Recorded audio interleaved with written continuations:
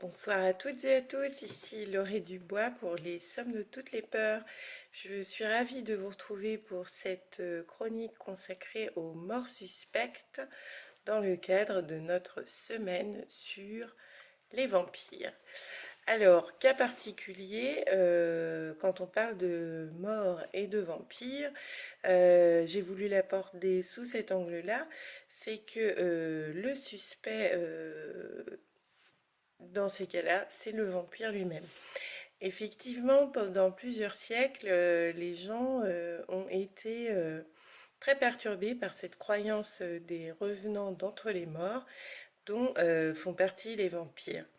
Comme je vous l'ai expliqué dans La peur Kiesaku, consacrée à la peur du vampire, de nombreux folklores se sont développés à travers les siècles autour de l'image du vampire.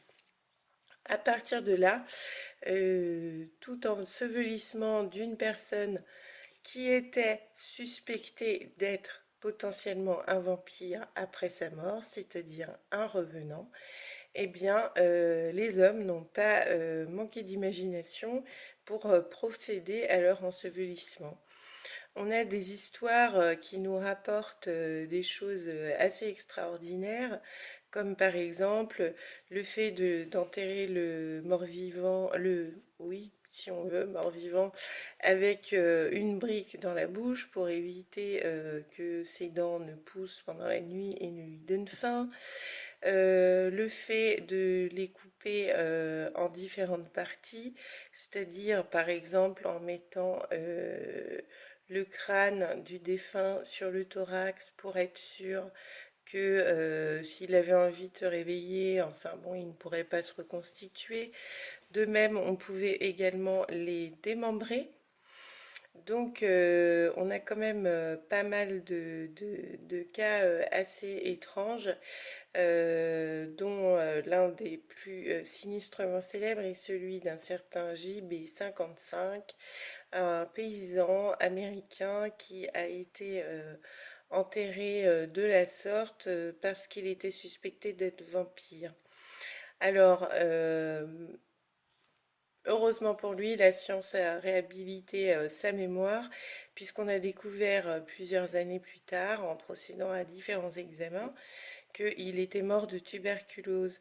Et en fait, les gens de son village, le voyant se balader de plus en plus affaibli, de plus en plus aminci par sa tuberculose, et le fait qu'il crachait du sang assez fréquemment et en avait sur ses vêtements, a laissé courir la rumeur qu'il était un vampire.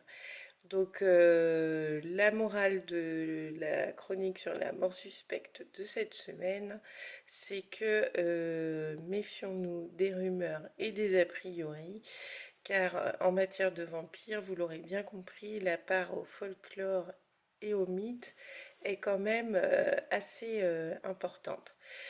Donc j'espère que cette petite aparté sur le suspect décédé qui reviendrait qu'est le vampire vous a appris quelques petites choses. Si vous avez d'autres choses à ajouter, n'hésitez pas à les mettre en commentaire. Des questions, c'est toujours la même rengaine, c'est-à-dire tout ceci dans le respect et la bienveillance, et tout se passera bien. C'était Laurée Dubois pour les Sommes de toutes les peurs. À bientôt.